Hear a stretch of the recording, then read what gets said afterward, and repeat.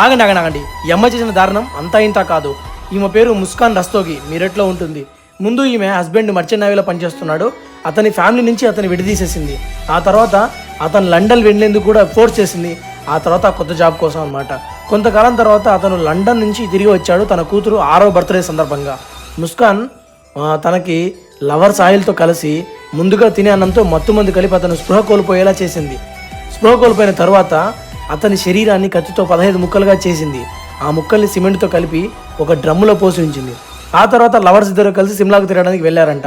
ముస్కాన్ ఈ ట్రిప్కు వెళ్ళి తిరిగి వచ్చేటప్పటికి వాళ్ళ పాప చుట్టుపక్కల ఉన్న అందరికీ కూడా మా నాన్న ఈ డ్రమ్ములో ఉన్నాడని చెప్పేసింది. ఈ కేసు ఎంత దారుణంగా ఉంది అంటే ముస్కాన్ పేరెంట్స్ కూడా ఇప్పటికిప్పుడు వాళ్ళ అమ్మాయిని ఉరితీసి చంపేయండి అని చెప్తున్నారు. ఇంకా విచిత్రమైన విషయం ఏంటంటే ముస్కాన్ లవర్ సాహిల్ శుక్లా కూడా ఇతను వచ్చేసి మర్చెంట్ నేవీ ఆఫీసర్ ఉన్నాడు కదా, అతని బెస్ట్ ఫ్రెండ్ అంట. దీన్ని బట్టి మీకు ఏమర్థమైందంటే క్రిమినల్స్కి తన మన అంటూ ఏ భేదము ఉండదు.